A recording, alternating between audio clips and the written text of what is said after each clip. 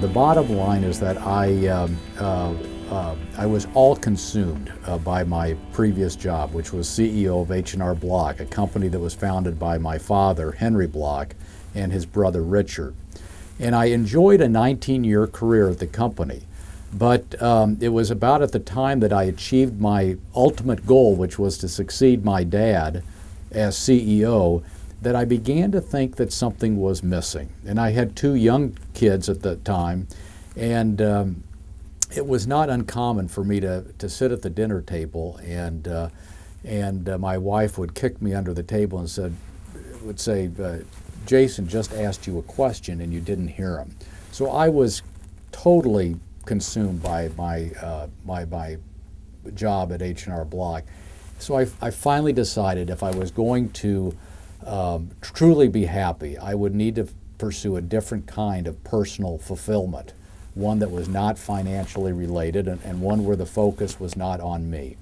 And so my thoughts began to turn to urban education. For several months, I debated back and forth. You know, I think everybody I knew thought I had the world by the tail, having a wonderful, lucrative position at a great company, wonderful people, and a company that was founded by my father.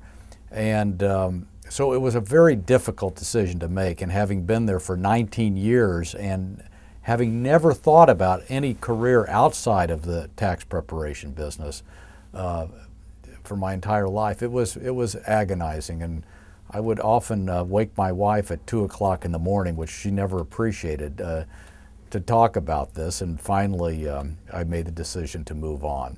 And I thought about urban education for a couple of reasons.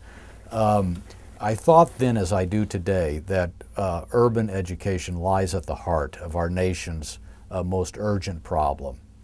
And I had two prior teaching experiences, neither of which was in urban education. But when I was in college, my French professor offered me the opportunity to teach French at the elementary school in Claremont, California.